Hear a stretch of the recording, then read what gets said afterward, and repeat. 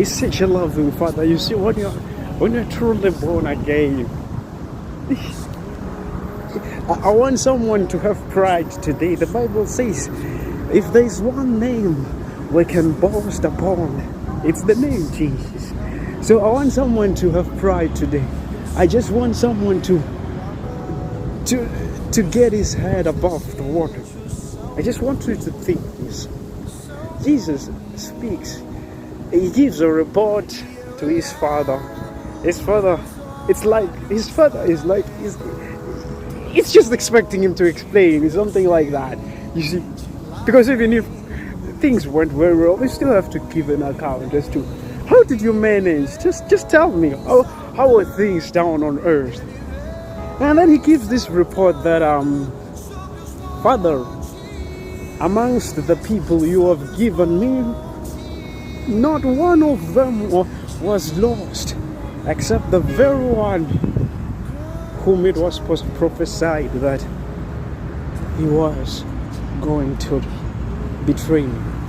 So God is sending the message into one's heart, and I want you to take this one into your heart, and I want this one to be your hope and your faith. Man, as you enter into circumstances, as you go about life, I just want you to cling on this one. The fact that Jesus says, the ones who truly did believe, not one of them was lost. I have them right here with me. They were never lost. I kept them as protected, as secure as I possibly can. Do you know that I know that the Bible tells us that Job was tempted, that Job went through some very tough challenges. Like he was kind of tossed by his own father into the flames. But if there is one thing I can't get in the Bible, I cannot see a believer defeated. Go see us as read. Hey, God always finds a way to come through for his people. He does everything in his power, everything in his heart. You see, everything in his heart to make sure that you win. To make sure that if you truly did believe in him, man, if you're truly born again, I'm not talking to hypocrites this time around. I'm talking to true believers, people who break down, people who have a heart, who have the mind of Christ. You see, people who think about him every time, who ache for his coming, who plead within their own heart that Father, come and deliver us, that Father, come through for us. Those people, he always finds a way. He always finds a way to come through for them. They are never defeated. So that's the message I'm sending today. I guess I'm encouraging, I'm exhorting a brother that greater is he that is in you than the one that is in the world. And can I tell you something? Do you know that Peter denied Christ as well? Sort of similar to what Judas did. But the difference was Judas was not a believer. He was not saved. There was no element of eternity within him. No spark was connecting him to the heavenly places. This is the very same thing that's going to happen to those who don't know him, to those who don't have a fire, who don't have that zeal, who don't have that ambition, that passion to pursue things of above. Man, the rapture is going to pass you. So this is what happened. You see, Peter denied Christ, disappointed Christ, the very same way Judas did. But Peter loved Christ.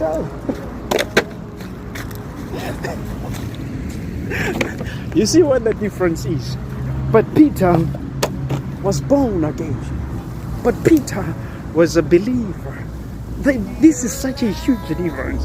There is nothing comparable to grace. Hey, there is nothing comparable to the work of the cross. There is so much power. There is so much victory, so much success, so much resilience on that place.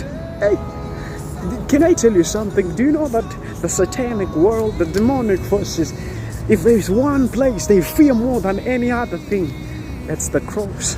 Man, they fear that place because that arena, in that place, oh my daughter, history entails not only history, it's an ongoing fight, it's a persisting victory, because now, hey, this thing is invested in these people who call themselves Christian. They carry something much greater than life, something I cannot explain myself. You see, I'm crazy for this person. I'm just one man already.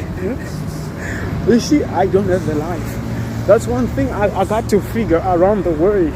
Man, I made a critical study, a very cautious study on this one.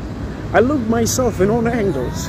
You see, I was still trying to find myself.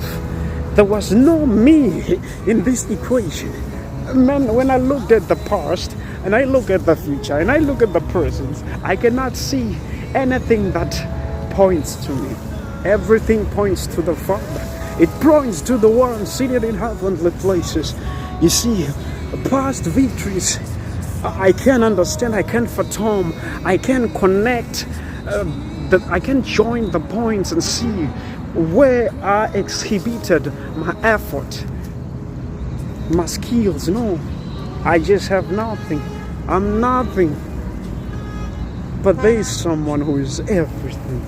He is the one behind, he's the one writing my story. So I don't really know what to say except the fact that there is power in Jesus. There is power in Jesus. There is power in Jesus. Hey, I can speak forever on this one. You see, you can't even believe the fact that I'm just alone right here. You see, I'm trying to just look at this man. Hey, man, he takes my heart. He just takes my heart to places. He's the one person who touches my heart in many different ways at the same time. He floods me with so much unbelievable love, joy, peace. He just do it. So, folks, just a reminder, He hasn't given us a spirit of fear. And that is something you need to keep into your mind. He hasn't given us a spirit of fear, but a spirit of sonship. The spirit that cries out, Abba, to the Father. That is the spirit He has given us. So you need to, you just need to ask yourself if you really, you see, when I start to like go around and look at Him, it's just that I can always see Him. I can always see my Maker, and that thing just doesn't give me peace, because